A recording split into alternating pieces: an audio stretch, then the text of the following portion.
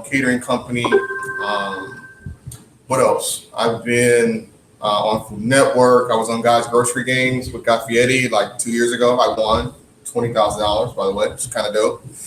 Been on Chopped. I've been on, what else? Cutthroat Kitchen, semi-finalist on there with Chad Johnson.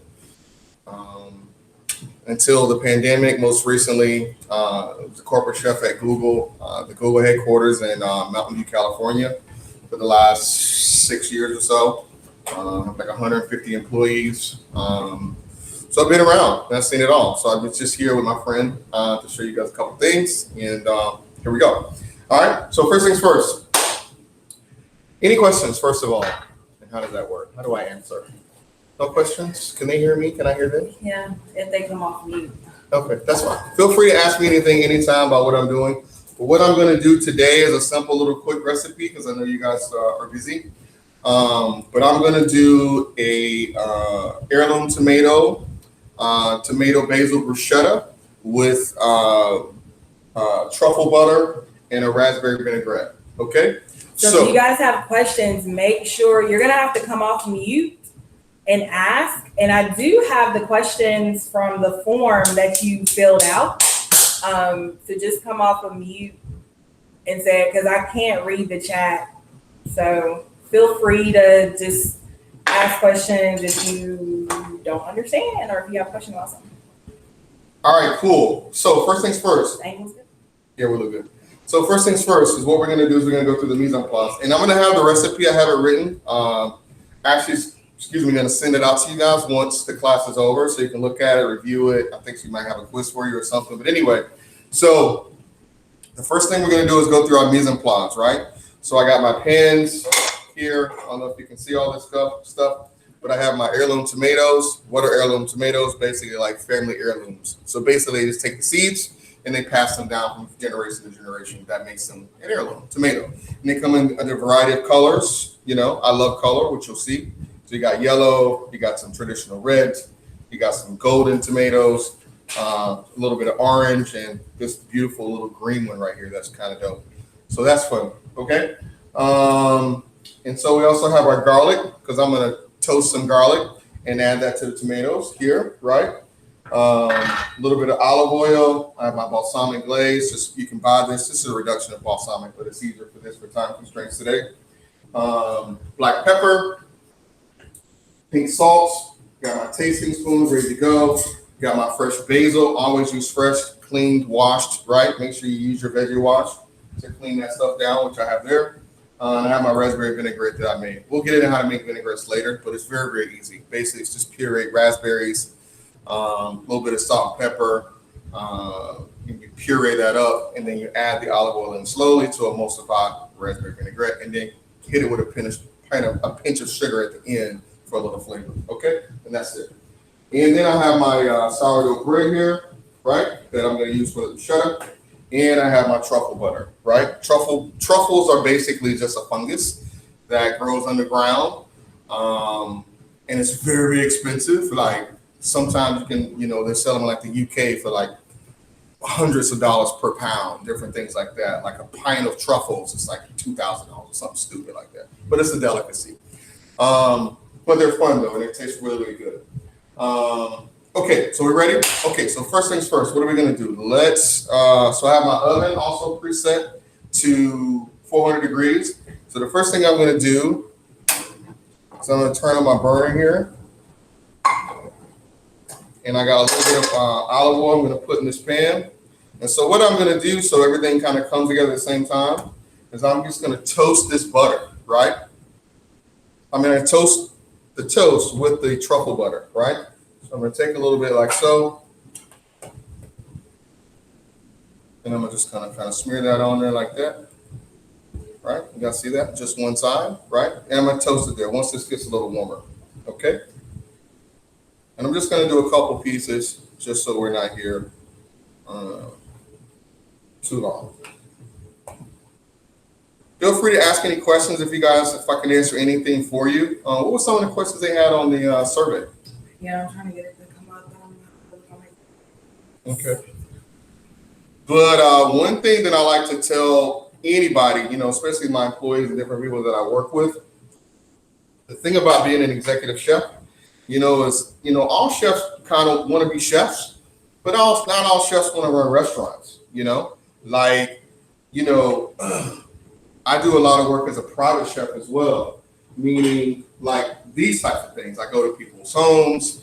Like a couple weeks ago, I did this whole thing for, like I said, Chad Ochocinco. I was in his house cooking dinner for him over the holidays.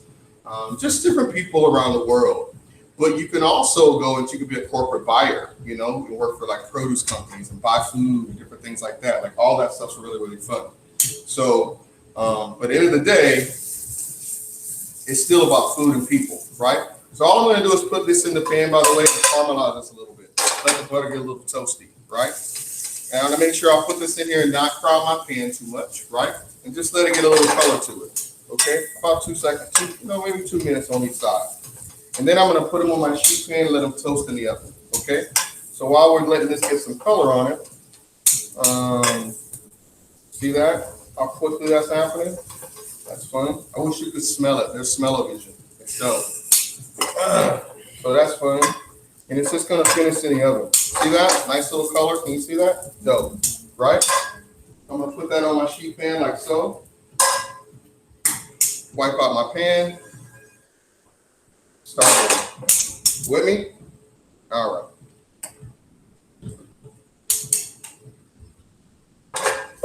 Get a little color on there. Make sure you control your heat.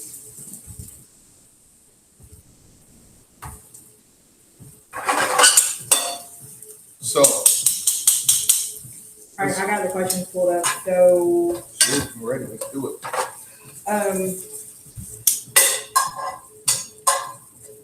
See that color? Look at that. Doesn't it look fantastic? Ooh. So one of the questions that the student asked that I think is on here, Kaylee is probably on here. She's like, how can I improve my cooking?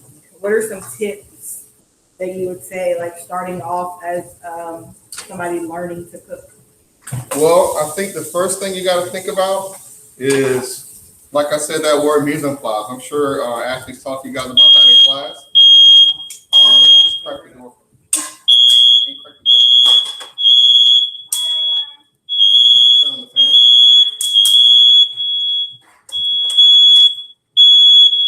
Sorry about that.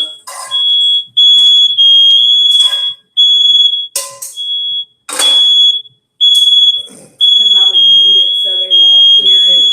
I'm gonna put this in the oven. Okay. Y'all, we're gonna mute it until.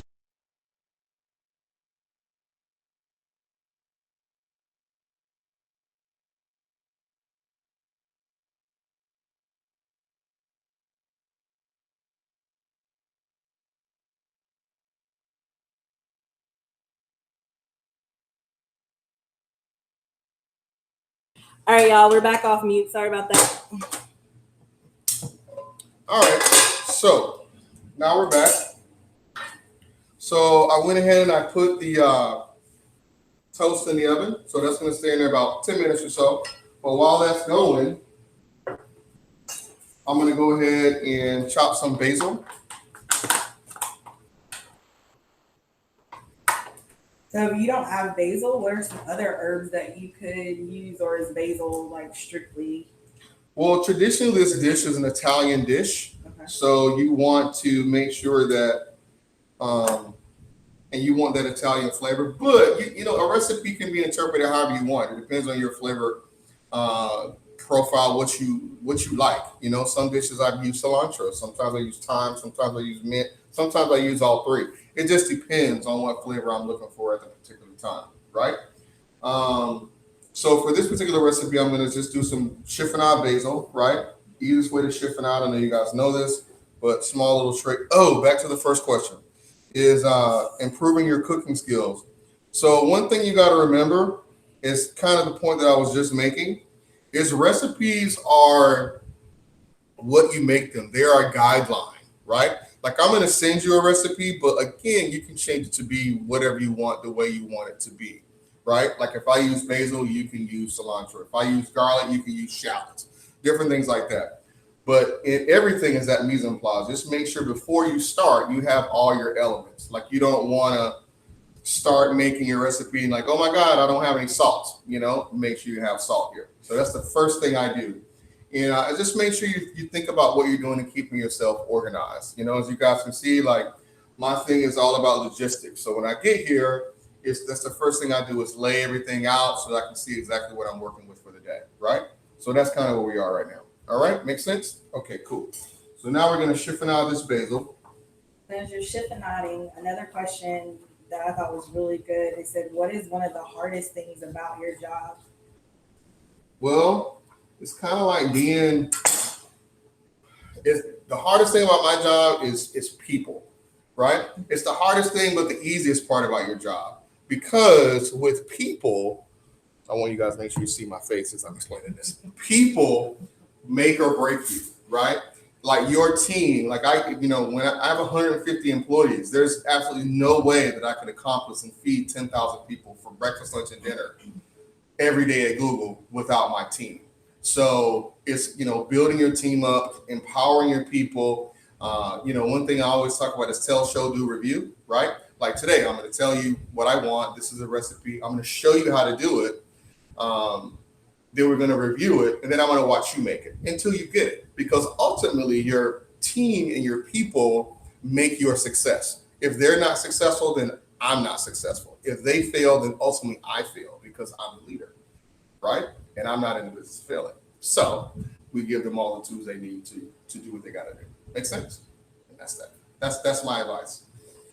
Cool. All right. What else? Okay. So I'm just chiffonading the basil right now. I'm gonna go over here and check on my bread.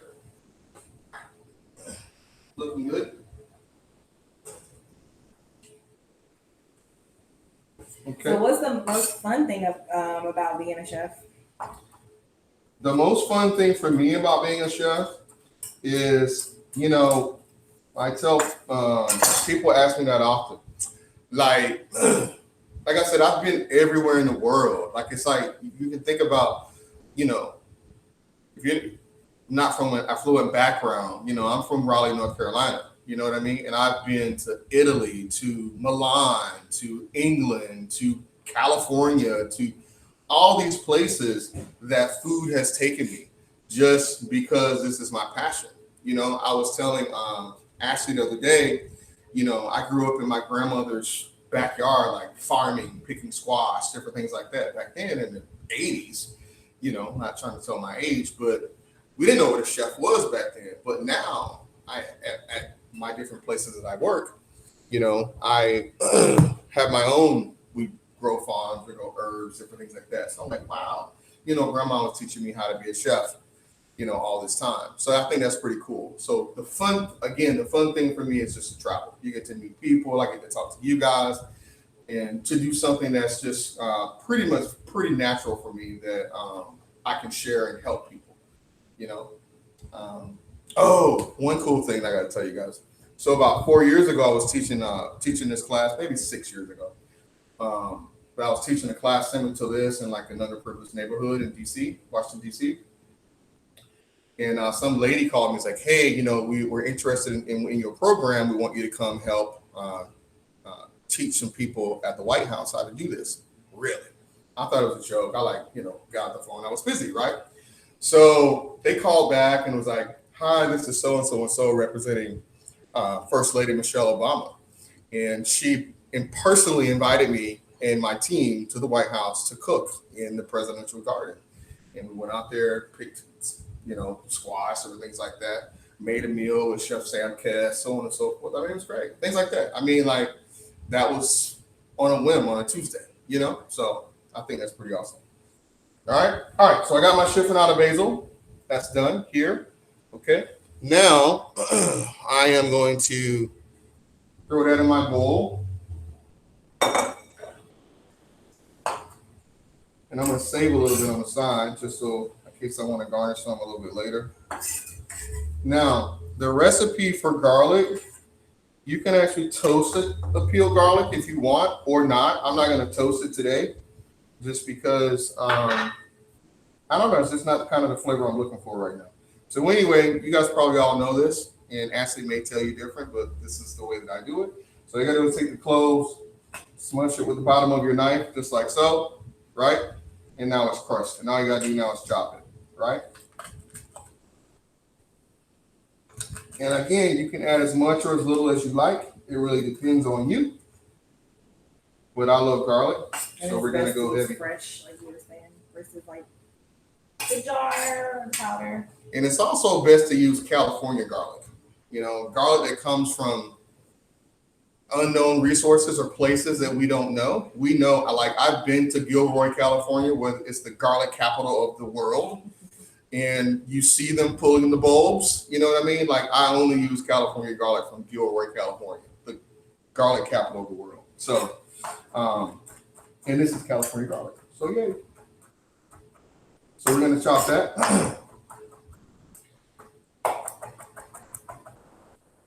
Check on my toast again. It's getting there. 2 more minutes. Okay. So, I got my chopped garlic there. So, Chef, what's one of your favorite dishes to make? My favorite dishes to make? I really like seafood, but like now for comfort food, especially because it's kind of cold outside, I make this really cool like chicken bacon Gouda mac and cheese. So it's like grilled chicken, applewood smoked bacon, smoked Gouda cheese, cheddar, Parmesan, heavy cream, and ziti pasta. Man, I'm trying to tell you, it's money. People love it. I actually won the TV show making that recipe. Okay, so we got our basil, we got our garlic in there, right? Now, we're gonna set this little stuff to the side, right? And now we are going to slice our tomatoes, right? Oh, first things first, let me tell you this. So this is my raspberry vinaigrette that I made, right? So again, just pureed raspberries, a little bit of olive oil, sugar, making emulsification. Emulsify means, you know, slowly add the water while it's pureeing, so it kind of infuses and becomes slightly creamy, right? So it makes a vinaigrette. And I'm sorry, and I also forgot rice wine vinegar. Got to have that for vinaigrette. And okay, so what I'm going to do here, first things first, is I'm going to take a little bit of my vinaigrette and I'm going to pour it into my garlic and basil, right? And so this is going to make a dressing, basically, right? And what I mean by dressing is you want to have this all mixed together, because when I add the tomatoes, like you want to have the whole mixture encompass all the tomatoes versus adding the tomatoes and then adding the oil, then adding the basil, and then some parts of the tomato may not have seasoning on it. But if you mix it all together first and pour the entire mixture on there, then you make sure everything's got a little bit of goodiness all over it. Make sense? Okay, so that's what I'm doing right now. Okay, so I got my vinaigrette. I'm gonna just add a tad bit of pepper just because. Since we're talking about seasoning, somebody asked, what type of seasoning would you recommend to make on the dish? Or like maybe a general seasoning that you want? Salt and pepper for everything. Can't go wrong with salt and pepper. I don't know where you buy your food from, but it doesn't come seasoned. So always have salt and pepper on. All right. Look at that. So now my toast is out. I'm gonna let it chill. Look at that. Doesn't that look fantabulous? Sexy. All right. So, sorry, I'm not supposed to say that. But anyway, all right, go. So anyway, so I got my little knife. So I'm just gonna cut these in half, right? And I'm just gonna try to get a nice variety. Another good question. How long did it take for you to pursue your career, or for you to know that this is actually something that you wanted to do? Well, it kind of happened by accident. Okay, so like I said, growing up in my grandmother's kitchen, like, when I was younger, I used to be very, very heavy because we go out and work in the field all day and pick stuff, tomatoes and all that kind of stuff. And then she would, come home at like 12 or 1 o'clock in the morning, make me a huge big pan of like these homemade from scratch biscuits. And so I'd eat these biscuits and jelly and da da da da. And then she'd start teaching me how to do it. You know what I mean? So I always kind of loved to cook before I even knew what a chef was, right? And then so out of high school, it was like, well, what am I going to do? Let me go and, I don't know, get a job at some restaurant in Raleigh here. And so I went and got a job as a dishwasher. Just for something to do over the summer before school started, blah, blah, blah, blah, blah. But then I got in there and it was like these guys in the huge white coats and the big white hats, like they were like celebrities. People were fawning over them. Like, who are they? Like, I want to do that. And so I kind of moseyed my way through the cook's line, and I was talking to one of the chefs, and the chef was like, I was like, well, what are you making? And so he was doing butter, a little bit of butter. He was adding flour, da da da da. And I'm like, what's that called? I've seen that before. And he's like, oh, that's called a roux. Really? That looks like gravy that my grandma makes all the time. And so, long story short, it came natural for me. Like it spiraled. Like I already knew how to do a lot of those things that I didn't even know I knew how to do. And so I stuck with it, got out of the dish pit, started learning the line, peeling potatoes, onions, learned knife skills, and then I was good at it. And so then I got a job as a kitchen lead, and I started doing things like, and again, you got to remember, like all this is new to me. I didn't even realize that, necessarily that I had the skill set. I didn't know it was a skill set to have, you understand? So then I started, doing, going to opening restaurants and doing training and, teaching people the same thing we're doing today, like how to make certain recipes for this restaurant I work for. And then it kind of just over the years, I've been doing this for 20 plus years now. Just kind of developed into what I'm doing now. So, yeah, that's it. Cool. So right now I'm just gonna finish chopping these up. I'm just slicing them right in half, right? And you'll see how it comes together at the end, right? But you already see the color starting to happen. And I'm gonna make enough to do maybe 3 toasts, just to show you how to plate it up and how to serve it. Any other questions out there? Yeah, so this is a question. Do all professional chefs travel? No. Some people, I personally like to travel. That's why I travel. But if you want to, people always are going to eat. I know it's weird now because of the pandemic, but restaurants are everywhere. So it's kind of one of those things, depending on what you want to do, there's something to do with food happening somewhere in the world. And if you're willing to go and get it, a lot of people go and work in the summer or in the winter off season in Aspen. I don't know, and just go and learn, do an apprenticeship, or you apply for a job there. Or I don't know if you guys, what's the name of the book that we were just talking about? Salt, Fat, Acid, Heat. Like that lady, she went and got a job in a restaurant because she was curious and she loved food. And look at her now, things like that. But a lot of people, it's okay to just stay and build a reputation in your town and just do what you do and, build it that way. That's fun too. It all depends. That's the great thing about the culinary food world, is you're able to do, there's so many options out there for you. It just all depends on what lane you want to follow. So, yeah. A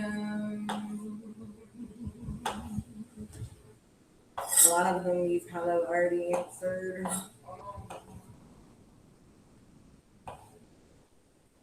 So if they can't get heirloom tomatoes, what other tomatoes would you suggest? You can pretty much do any type of tomato. I actually brought a regular tomato here too. This is just a regular 5x5 layered tomato. What 5x5 means is, and when you buy it from the produce company, they have them in 5x5 layers, 5 across, 5 down. That means the size. You guys will learn that. There's 5x6, da da da. There's Romas. Anyway, any tomato you want, and you can dice them. You can dice them. You can oval them, slice. You can do whatever you want. It's your oyster, right? But I just happen to choose heirlooms because I love color, and it's the season. It's it looks Christmassy, winter, fall-y, that type of thing. So that's it. But you can do whatever you want, any color, any type. You can also, I mean, tomatoes are really fun though. I was gonna make you guys this sauce today, but I'm not gonna do it. I might actually, but you can make this. I make this really cool tomato salsa verde. So you make it from tomatillo tomatoes, and basically you just take the tomatillos. The tomatillo is basically a huge green tomato, right? And you would take it, chop it, roast it in the oven, right? A little salt, pepper, garlic, right? Puree it down, and what is that green sauce? It's in the back right there beside the water. Very back. See it beside the water? Anyway, but you puree it down, you can make a cool little sauce with it. But that's fun too. So there's a lot of options out there. All right, cool. So now I have all these chopped. Can you guys see that? Yeah, you can see that. So I'm just gonna take this whole concoction.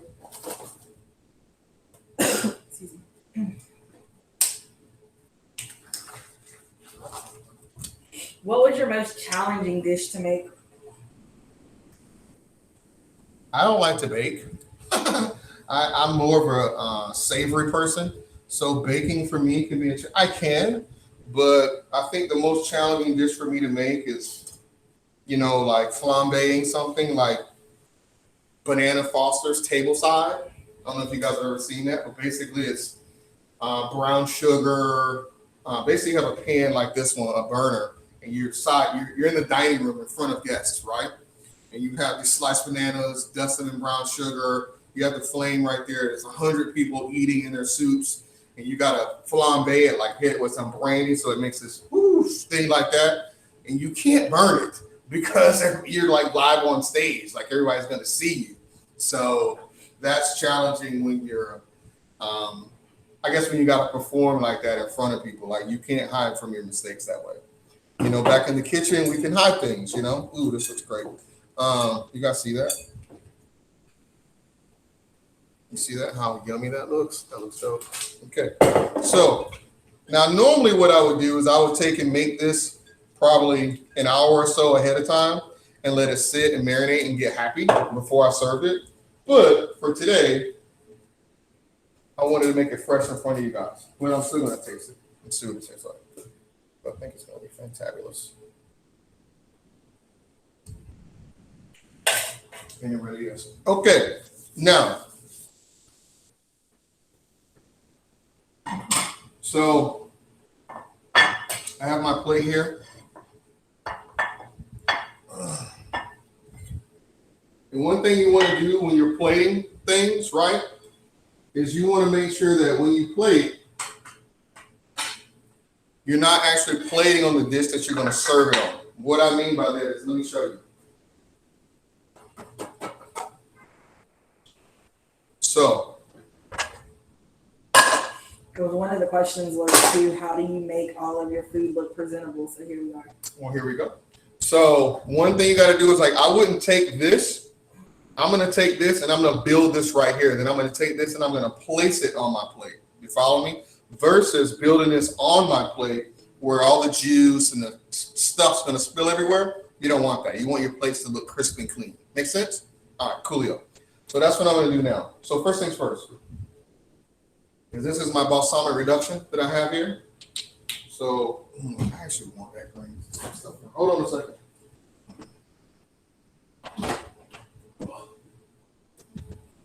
So this is some of that salsa I was saying about earlier, but I'm going to use this. This is kind of, right? So here we go. So what I'm going to do is I am going to, first things first, I am going to spread that around like so. See that? Fancy. Then I'm going to take my tomatoes and I'm going to add these on like that. Now, there's a lot of that marinade on there and different things like that. So you got to be really, really careful, right? And so I'm going to place this on here now.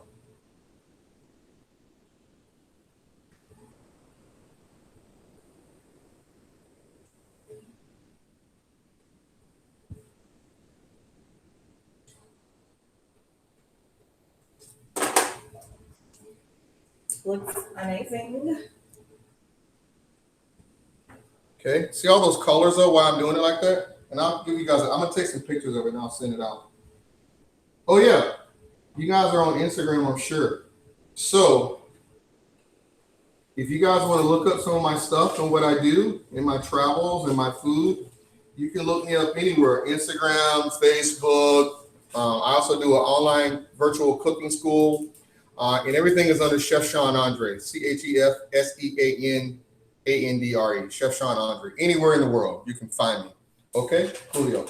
Now, so that's that. I like that. Do we want a third one on there? Maybe.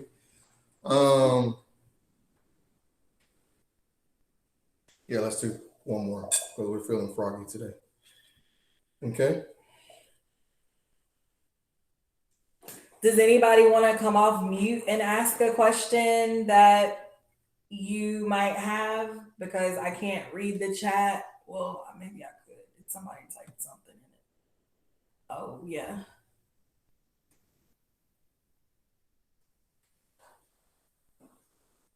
What? I can't see her. I don't know why I can't see her now. Oh. Can y'all see? It says my camera is off? What y'all saying in the chat? Oh. Okay. I don't know. It was something they said about that in the chat. It's good. Oh, they can't see you. Yeah, they don't need to see Right. me. But anyway, so. It's not about me today. True. Okay. So, all right. So now I have that there like so. And I'm going to just, because I don't want to pick this up, but I'm going to bring the camera over here so you can see it. Can I unplug this? Yeah. But look at that, how dope that looks. It's getting there. You guys see that? Yeah. Right? Now I'm going to finish garnishing it, okay? All right.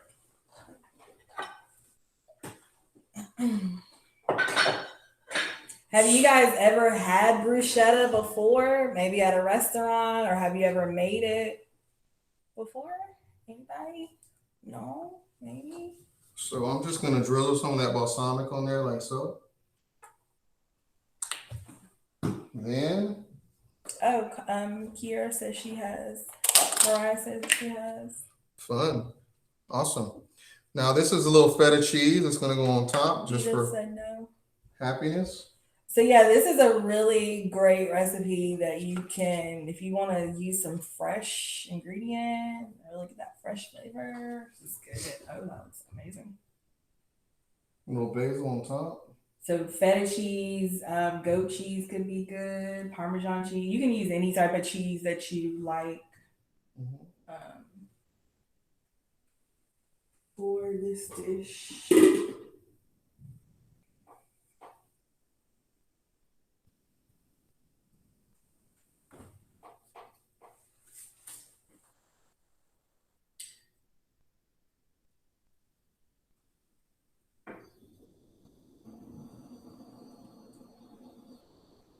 So one of the another question that they were asking about like money, which we kind of talked about that before. But how much money do I make? A lot. Nah, it depends. Hold on a second. I want you guys to see this though. So this is what it looks like when it's done. See that? Isn't that amazing? Amazing. That looks great. Oh Lord, what I did? It's okay. Just clicked off of it. All right. Right? So money, it depends on where you are, you know, like, and what you're doing. Of course, at different levels, there's different pay scales. Meaning like when you start out as a culinarian, I mean, you're probably not gonna, you know,